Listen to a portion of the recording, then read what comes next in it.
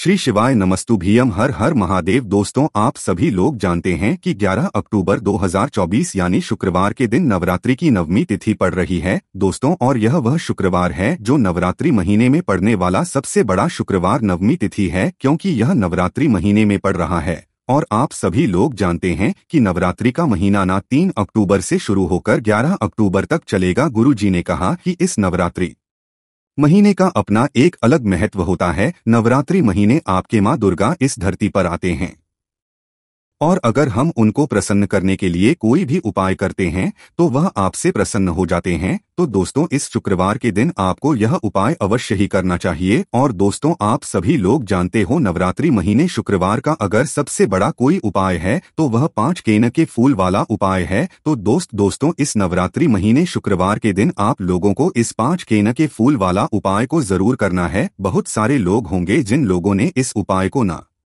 किया हो, मतलब पूरा निकल गया, उन्होंने किसी भी दिन इस 5 कनेर के फूल वाला उपाय को ना किया हो।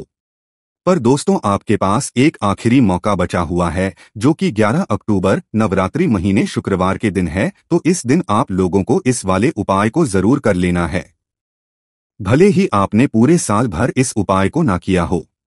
पर अगर आपने इस श्राद्ध पक्ष महीने की नवरात्रि महीने शुक्रवार के दिन अगर इस वाले उपाय को कर लिया तो आपको इस उपाय को करने का वह फल मिलेगा जिसकी आपने कभी भी नहीं करी होगी। इसीलिए आप लोग इस वाले उपाय को एक बार जरूर कर लेना, ताकि आप लोगों के हाथ से यह मौका ना जा सके और आपको इस उपाय को करने का फल मिल सके। दोस्तों, यह उपाय पंडित जी ने अपनी अभी की ही शिव महापुराण की कथा में बताया है, जिस उपाय को आज हम आपको बहुत अच्छे से समझाने वाले हैं। इस वीडियो को देखने के बाद इस उपाय को समझने के लिए आपको कोई और वीडियो को देखने की जरूरत नहीं पड़ेगी।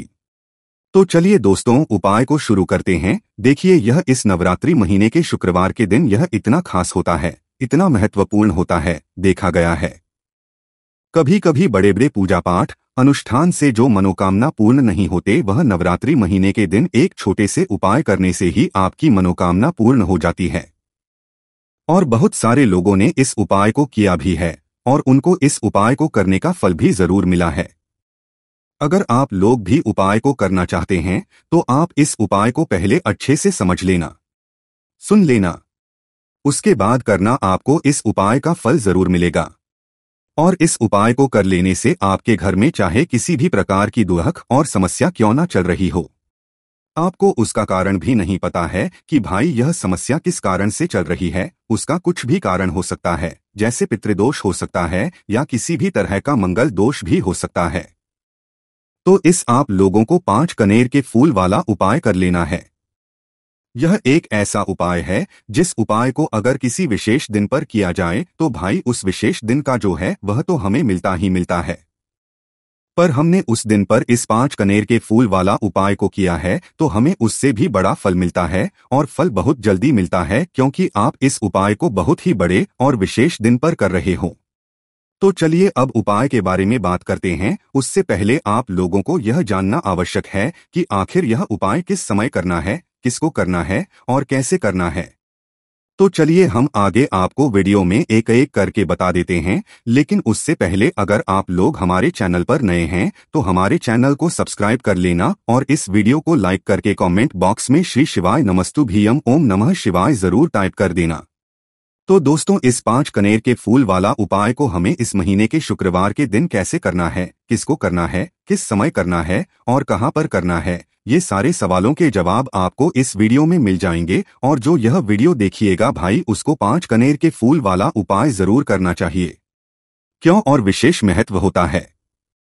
बात आ जाए 5 कनेर के फूल वाला उपाय की, तो यह सोने पर सुहागा वाली बात हो जाती है, और यह एक बहुत ही बड़ा उपाय हो जाता है इस नवरात्रि महीने के का। तो अब दोस्तों, इस 5 कनेर के फूल वाला उपाय को आखिर करना किसको है, सबसे पहले हम लोग वह बात जान लेते हैं। तो देखो, घर की जो बड़ी माताएं बहनें होती हैं, उन माताओं बहनों में से कोई भी एक बड़ी माता बहन इस वाले उपाय को कर सकती है। और दोस्तों, अगर आप चाहें तो अपने घर में से सभी सदस्यों को भी इस उपाय को करवा सकते हैं।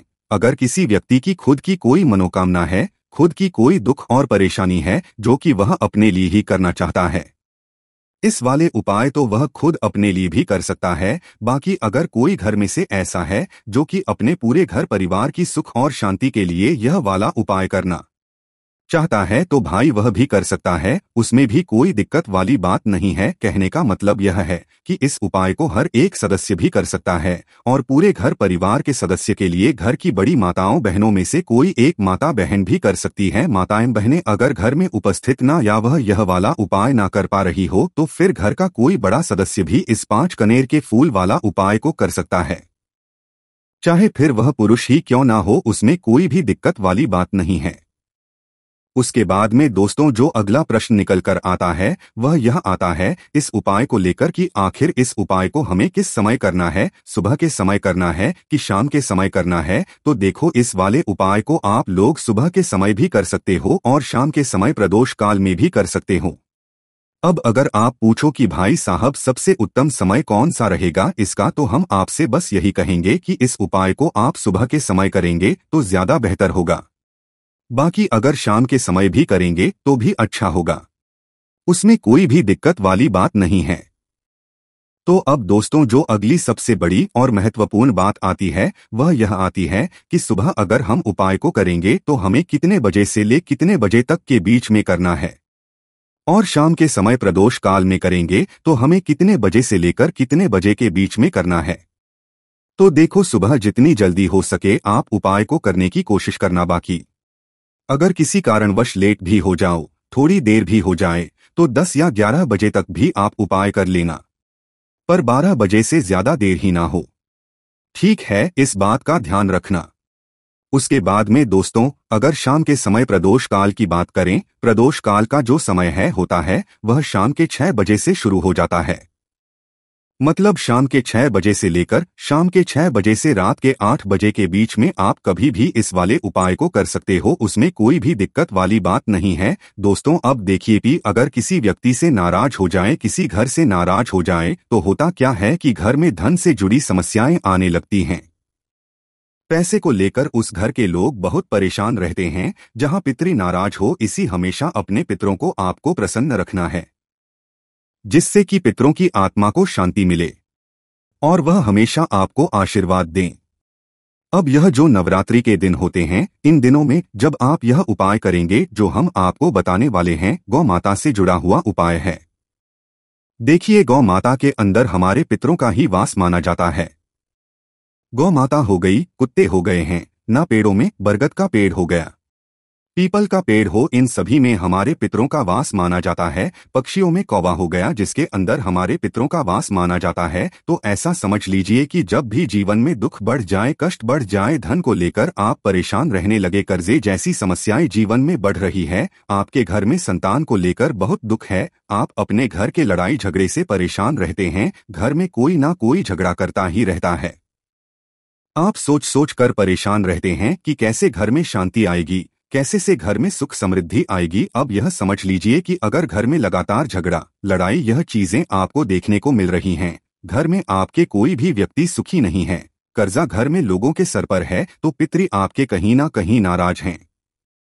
देखिए, पितृ दोष जब घर में होता है ना, तो ऐसा नहीं कि आपको देखने से पितृ दोष दिखेगा, इसका आप अंदाजा लगा सकते हैं घर में होने वाली घटनाओं से। जैसे कि खाना आप खाते हैं या घर का कोई भी सदस्य खाना खाता है, उस खाने में कहीं ना कहीं बाल निकलता है ना, या वह खाना गिर जाता है खाते खाते, तब भी आपके घर में पितृ दोष है, यानी पितृ आपके नाराज हैं। साथ ही साथ अचानक से घर में दुर्घटनाएं हो रही हैं, पितृ आपके नाराज हैं। अब जो उपाय आपको बताने वाले हैं, इस उपाय को कर लीजिए, पितृ भी प्रसन्न, और धन को लेकर तो कभी आपको परेशान होना ही नहीं पड़ेगा। चलिए बात कर लेते हैं पहला वाला उपाय में, जो कि पितरों को प्रसन्न करने के लिए है और घर में स्थिर लक्ष्मी के वास के लिए। मतलब कभी आपके ऐसा नहीं होगा कि आज पैसा आ रहा है और कल पैसा नहीं आ रहा है। ऐसा बहुत सारे घरों में होता है कि पैसा आता है तो रुकता नहीं है, और अगर पैसा रुकता है तो फिजूल खर्ची बहुत होती है, धन की बर्बादी बहुत होती है, जिससे कि घर के सदस्य बहुत ही परेशान रहते हैं। अब ज्यादातर लोग की यह समस्या होती है कि धन की बर्बादी हो रही है और घर में पैसा नहीं रुक रहा है। अगर आपके साथ भी ऐसा है तो बिल्कुल से आपको यह उपाय सुनना चाहिए और नवरात्रि में जरूर करना चाहिए। देखिए आपको यहाँ पर क्या करना है कि तो चलिए दोस्तों जान लेते हैं गुरुदेव द्वारा बताए गए सबसे पहले और खास उपाय के बारे में। देखिए दोस्तों, गुरुदेव ने बताया है कि शुक्रवार के दिन किया जाने वाला ये सबसे खास और सर्वश्रेष्ठ उपाय है। तो अब हम यहाँ पर समझते हैं कि आपको उपाय कैसे करना है।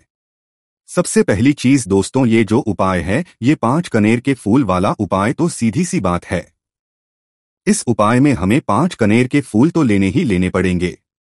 अब यहाँ पर एक सबसे बड़ी गलती होती है जो कि आप उपाय में करते हो और आपको पता भी नहीं लगता है, जो कि हम आपको बताते हैं। देखिए जो आप 5 कनेर के फूल लेकर आओगे, सबसे पहले तो कनेर का फूल आप लोगों को पता होगा कि कैसा होता है। हम आपको जब भी बता देते हैं, कनेर के फूल वो होते हैं जो कि पीले कलर के होते हैं, लंबे लंबे से होते हैं। आप लोगों ने देखे भी होंगे। आप लोगों ने खंबनेल में फूल देखा हुआ था, वही कनेर का फूल होता है।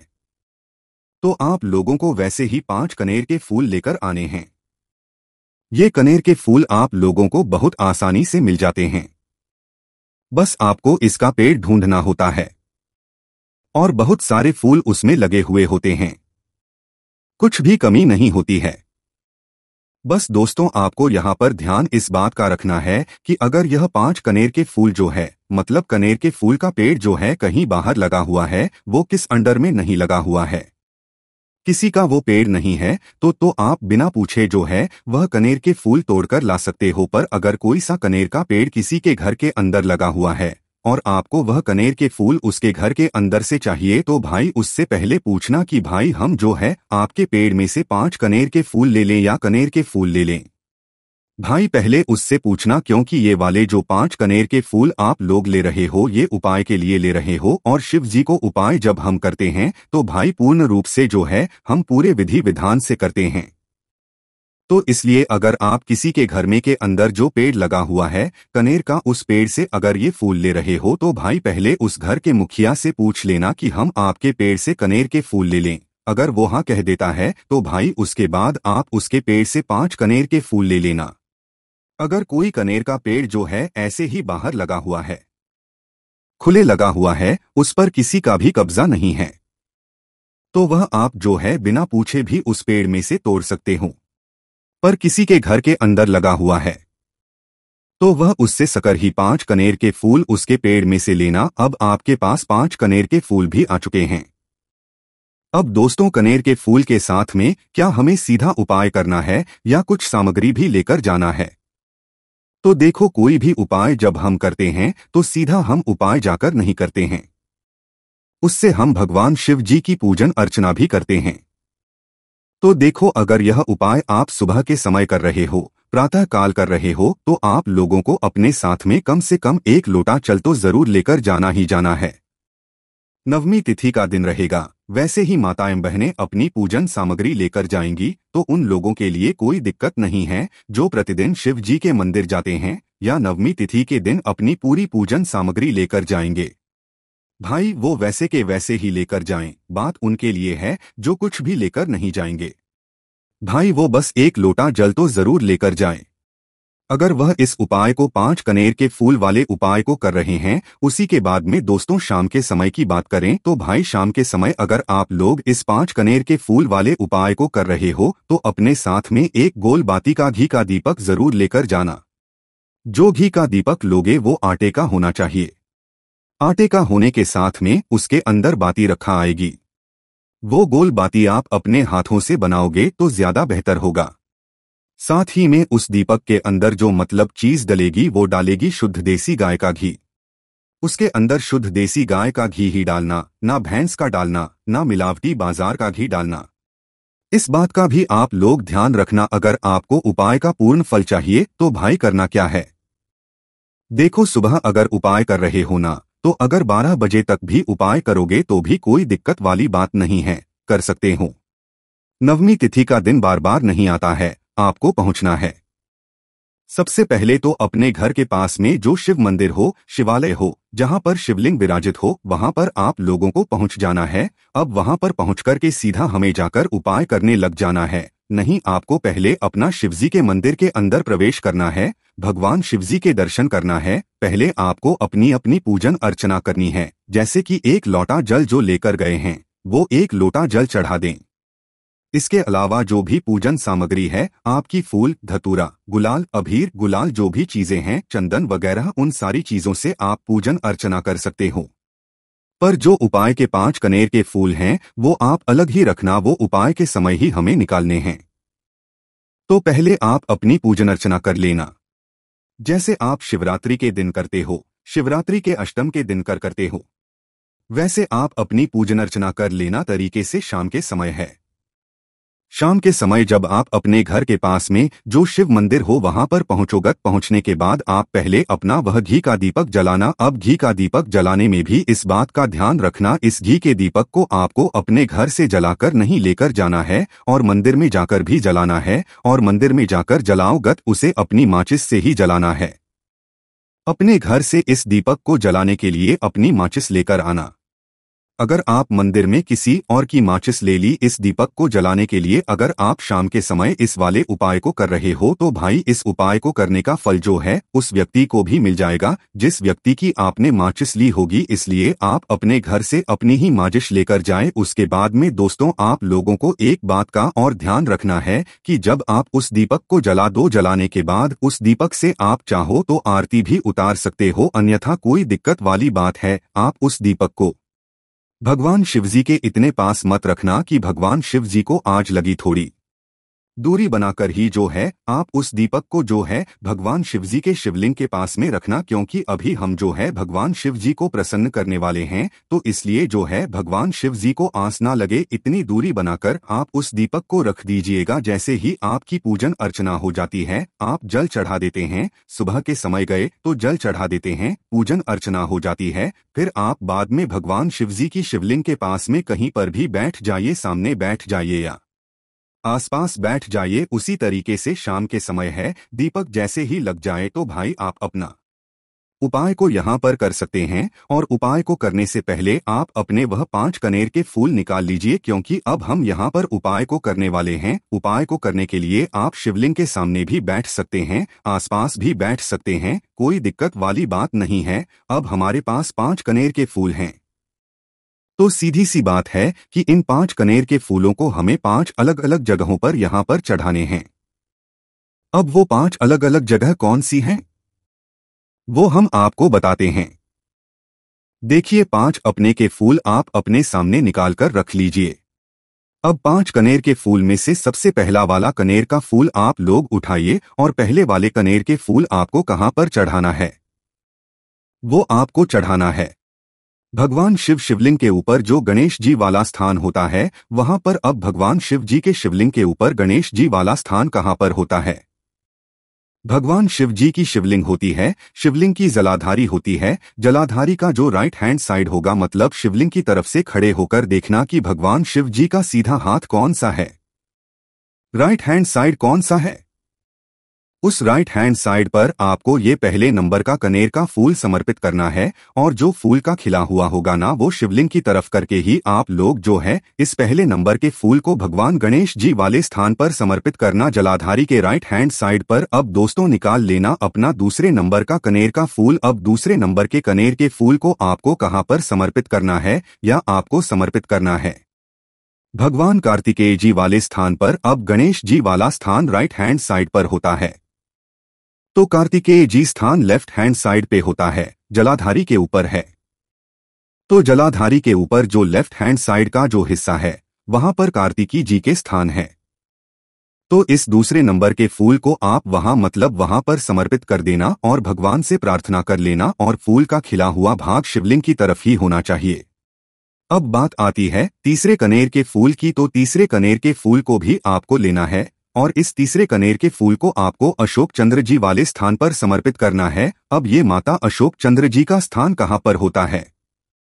दोस्तों ये जो स्थान होता है ये जलाधारी के बिल्कुल बीचों बीच में होता है। आपने पहला फूल भगवान गणेश जी वाले स्थान पर चढ़ाया, दूसरा फूल कार्तिकी जी वाले स्थान पर चढ़ाया, अब ये तीसरा फूल जो है इन दोनों फूलों के बीचों बीच चढ़ेगा। मतलब जहाँ पर माता अशोक सुंदर जी का स्थान होता है, खिला हुआ भाग शिवलिंग की तरफ करके ही जो है इस तीसरे नंबर के फूल को आप समर्पित कर देना माता स्थान पर। अब बात आती है चौथे नंबर के फूल की। तो दोस्तों जो चौथे नंबर का फूल होगा ये आप लोगों को कहाँ पर समर्पित करना है? ये आप लोगों को समर्पित करना है भगवान शिव जी की शिवलिंग के ऊपर जो एक पात्र टंगा हुआ होता है जिससे बूंद बूंद करके जल टपकता है, जिसके अंदर शिवजी की 5 बेटियों का स्थान होता है, जया, विष, हरा, शामली, बारी, दोतली और देव। उस पात्र के अंदर जो है आप लोगों को क्या करना है, ये नंबर के फूल को समर्पित करना है। अगर किसी कारणवश आपका वह पात्र जो है शिवलिंग के ऊपर जो पात्र टंगो होता है जिससे बूंद बूंद करके जल टपकता है वह पात्र उपस्थित ना हो, तो वह आपको क्या करना है कि शिव जी की 5 बेटियों का नाम लेकर जया, विष, हरा, शामली, बारी, दोतली और देव का नाम लेकर जो है इस चौथे नंबर के फूल को आपको जलाधारी के ऊपर ही कटी शिवलिंग का जो कटी भाग होता है, मतलब जलाधारी ऊपर ही जो भाग होता है वहां पर समर्पित कर देना इस चौथे नंबर के फूल को। उसके बाद में दोस्तों बात करते हैं आखिरी नंबर के 5वें नंबर के फूल को, जो कि आखिरी फूल है हमारा। इस 5वें नंबर के फूल को आपको क्या करना है, अगर आपके मतलब जिस मंदिर में आप गए हो वहां पर अगर त्रिशूल लगा हुआ है तो भाई त्रिशूल का एक मध्य भाग होगा जहां से वो त्रिशूल के तीनों भाग निकले हुए होंगे, तो आपको वो त्रिशूल का एक मध्य भाग देख लेना है। उस मध्य भाग आपको इस 5वें नंबर के कनेर के फूल को छुआ है, स्पर्श कराना है और स्पर्श कराने के बाद इस 5वें नंबर के फूल को आपको क्या करना है, भगवान शिव जी की शिवलिंग के ऊपर समर्पित कर देना है। अब दोस्तों अगर वह मतलब जो है त्रिशूल ना भी हो आपके मंदिर में उपस्थित, तो आप सीधा सीधा ये जो 5वें नंबर का कनेर का फूल है या भगवान शिव जी की शिवलिंग के ऊपर समर्पित कर देना। बस ध्यान इस बात का रखना कि जो खिला हुआ भाग है फूल का सामने की तरफ होना चाहिए, जलाधारी की तरफ होना चाहिए और डंडी का जो भाग है वो शिवलिंग के पीछे की तरफ होना चाहिए फूल की। तो इस बात का आप लोगों को ध्यान रखना है।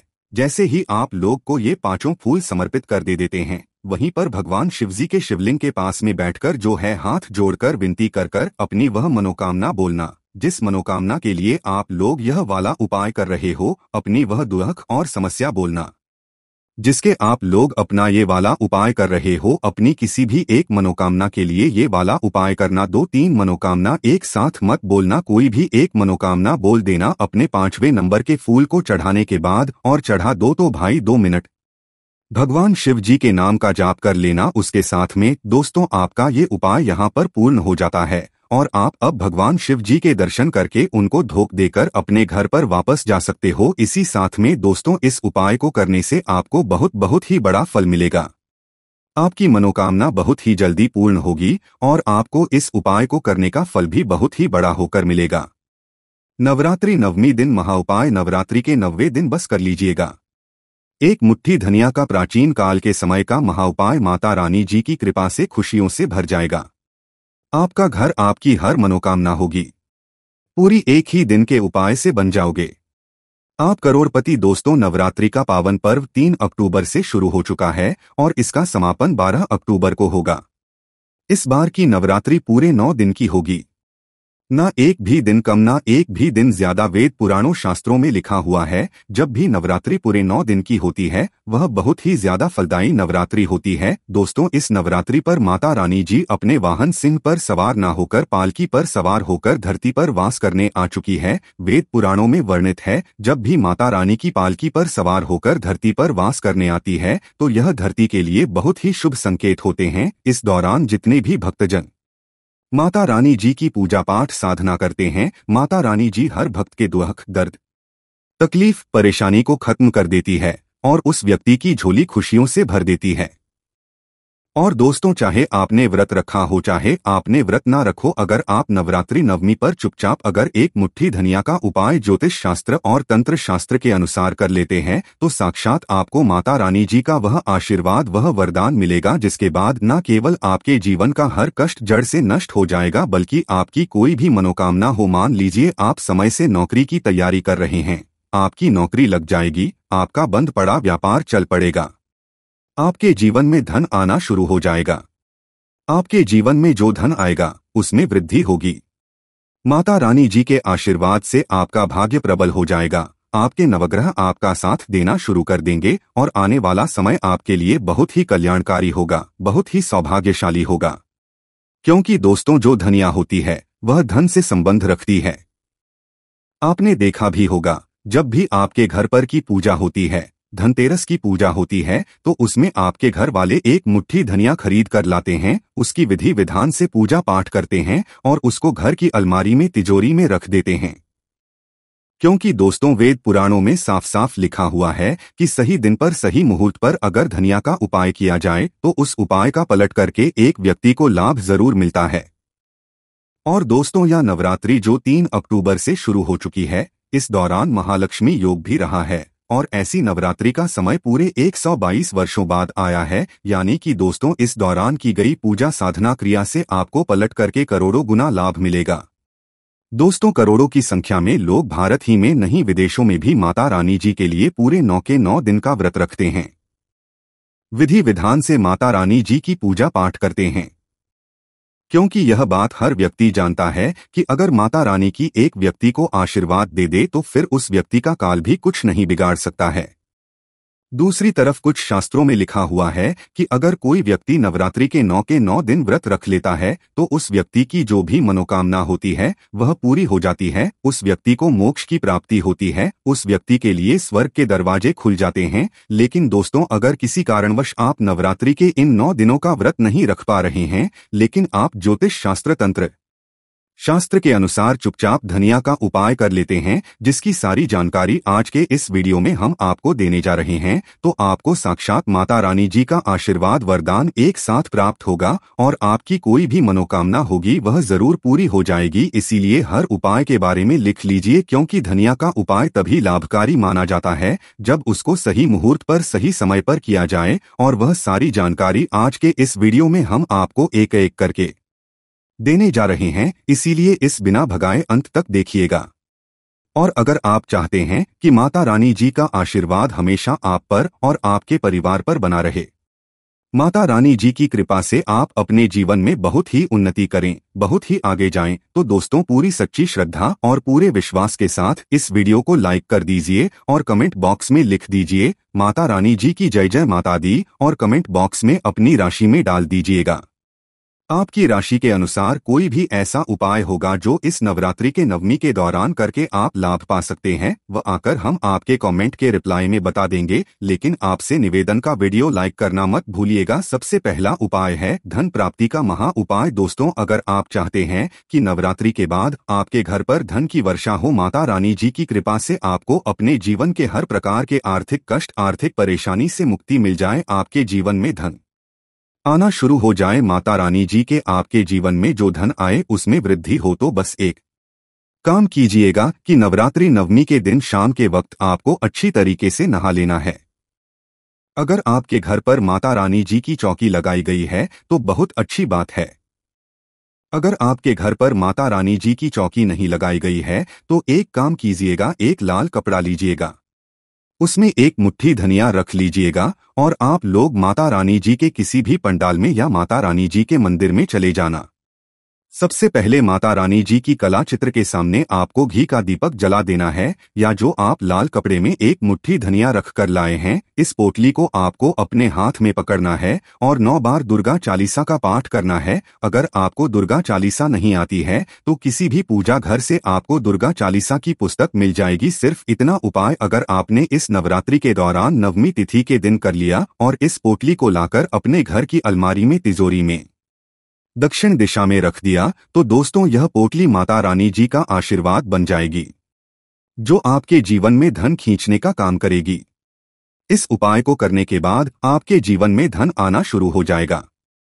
आपके जीवन में जो धन आएगा उसमें वृद्धि होगी। यह पोटली हमेशा माता रानी जी के आशीर्वाद की तरह आपके लिए जीवन में काम करेगी।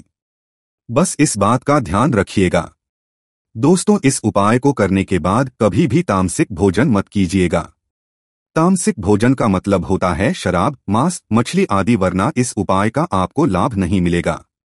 और इस उपाय को करने के बाद अगर आप हमेशा के लिए तामसिक भोजन छोड़ हैं तो मानकर चलिए सदैव मातरम जी की कृपा आप पर बनी रहेगी और आपको अपने जीवन में कभी भी धन की कमी नहीं होगी। दोस्तों, अगर आपके घर पर कोई लंबे समय से व्यक्ति बीमार पड़ा हुआ है जिसका इलाज कराकर आप थक चुके हैं लेकिन आप लोगों को कोई लाभ नहीं मिल रहा है, तो बस एक काम कीजिएगा कि नवरात्रि नवमी के दिन सुबह के वक्त आपको अच्छी तरीके से नहा लेना है। एक मुट्ठी धनिया आपको लेना है और इसे एक मुट्ठी धनिया का उतारा बीमार व्यक्ति के सर से लेकर पैर तक आपको 10 बार करना है।